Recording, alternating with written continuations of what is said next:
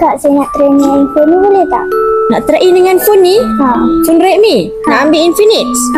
Kenapa? Dah tak mau dah pakai ni? Tak mau dah? Nak phone baru? Awet? Tak best lah phone lama?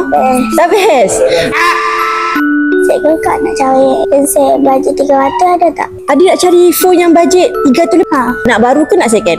Nak baru. Nak baru ni. Oh, banyak ni kita dah di store ni dik. Infinix ni. Ni semua harga bajet-bajet ni. 300 lebih dah boleh dapat. Okey dah dik? Okey. So kalau Infinix, akak suggest kalau adik ambil yang Smart 9 ni. Yang ni kita bagi harga 300 lebih je. Cuba adik tengok. Wah. Wah, cantik lah. Okey ke dik yang tu? Okey. Okey. Adik nak beli untuk siapa ni dik? Untuk saya. Untuk dia sendiri? Oh, dia umur berapa ni nak pakai iPhone dah ni? 10 tahun nak pakai iPhone dah?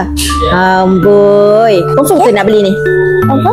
Cantik lah dik kalau adik pakai ni. Yang ni nak set tak siap-siap ke? Nak akak buatkan tak? Nak. Okay, so adik tunggu Syed. Okey? Tunggu sekejap lah. Okey dik. Ni phone adik dah siap. Cuba adik tengok. Okey tak? Kak, saya nak try dengan phone ni boleh tak? Nak try dengan phone ni? Phone Redmi? Nak ambil Infinix? Kenapa? Dah tak mau dah pakai ni? Tak mau dah? Nak phone baru? Awet? Tak best lah phone lama? Tak best? Boleh. So yang ni akak check dulu. Adik tunggu siap boleh? So nanti adik nak beli phone ni tambah sikit je lah. Okey?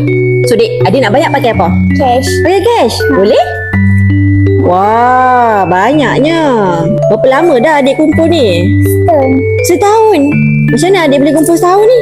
Dek sekolah dengan dek berlama. Don't cry, don't cry, don't cry, don't cry.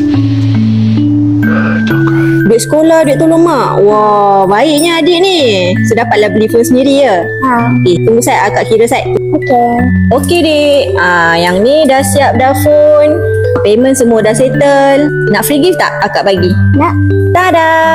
Yang ini earbuds kot. Bolehlah letak kat telinga. Ini tak ada wire punya. Terima kasih. Okey tak dik? Happy tak? Happy? Happy. Terima kasih tahu siapa dah step.